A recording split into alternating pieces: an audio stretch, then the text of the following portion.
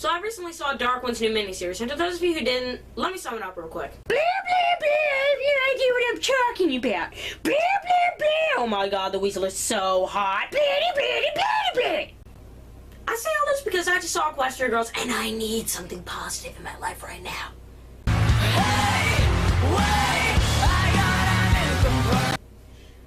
Greetings, ladies and gentlemen, I'm the Weasel, and it's come to my attention that most of you probably don't know what a brony is. So let me explain it.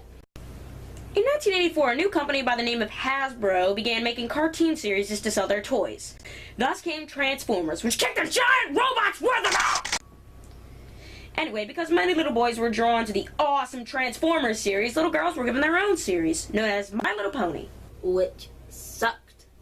But hey, they still bought the toys, so mission accomplished, I guess. But over the years, both franchises began to degrade in quality. Eventually, in 2010, Hasbro got its own channel, because if Nickelodeon could have more channels and One Direction's had albums, why not? So they decided to have a new series that's based on old series. Thus came Transformers Prime, which kicked the giant CGI robots where they're at! And also came My Little Pony Friendship is Magic, which kicked surprisingly more. Or bucked. I don't know. What else would you expect from Lauren Faust and Tara Strong? After 2 incredibly successful seasons, MLP became an underground worldwide phenomenon. So much that men, grown men, even military men began to obsess over the show. So Hasbro decided that not only would they make a 3rd season, but they would also make a theater-released movie. Of course, by the end of season 3, we got this.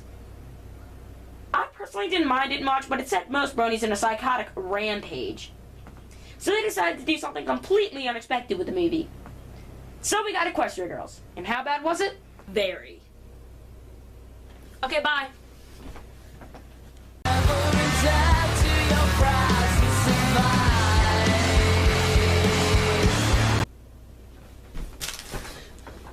Okay, fine, I'll do the review.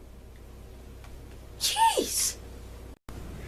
Let's get this over with. So we open up on the Crystal Empire? And they're all ponies? What? Oh, I must have popped in a season 4 episode. Well, I thought for sure I put the movie in. Wait, I did put the movie in. This is the movie. This doesn't make any sense. I gotta go look this up. Now I get it. The movie's part of the series. Oh god, the movie's part of the series. Now most of you might be wondering, who are these characters? What's their backstory? Why are they here? Well, the movie doesn't bother explaining them, so why should I? So this movie doesn't take place too long after the season 3 finale, as Twilight, the purple one, hasn't grown accustomed to her wings yet.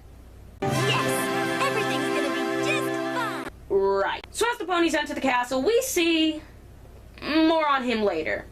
Not a minute after they arrive, they're shunted off to bed. By the way, the purple one is royalty. So Twilight and Spike, the little dragon guy, go to bed. Again, royalty. And Twilight talks about how nervous she is about the responsibility she may have to take as princess. That would be awesome! No, it would not! This movie sucks! So after that, we get a remix of the main theme of the show, which is underwhelming to say the least, but probably because I don't like the theme. Look, I love the show to death, but Friendship is Magic isn't exactly Avenged Sevenfold.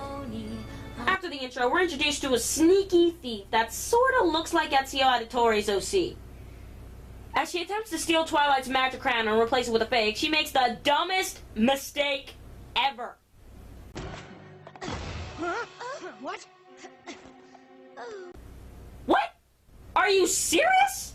That's first time crap! You've done this before, right?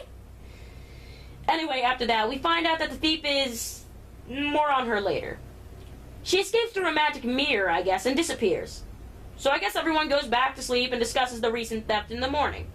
We find out that the thief's name is Sunset Shimmer, a former student of Princess Celestia, the giant white one. And that she escaped through a magic mirror portal to another dimension type thing that only opens every 30 moons. Now let's analyze this. First off, Sunset has been in that other dimension for 30 moons, which is not far over 2 years. But Twilight has only been a princess for at least a few weeks.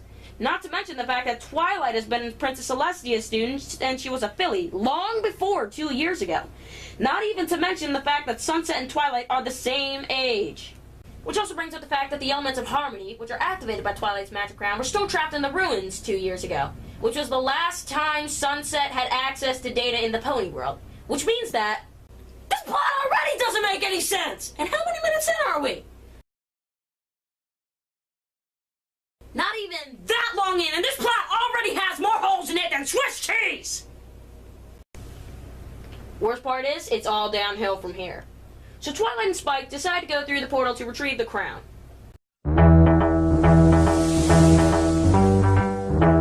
So as Twilight and Spike wake up, they find out that they have new bodies. Avoiding the incredibly obvious joke, we see Twilight attempt to use her new furry fan service body to get around.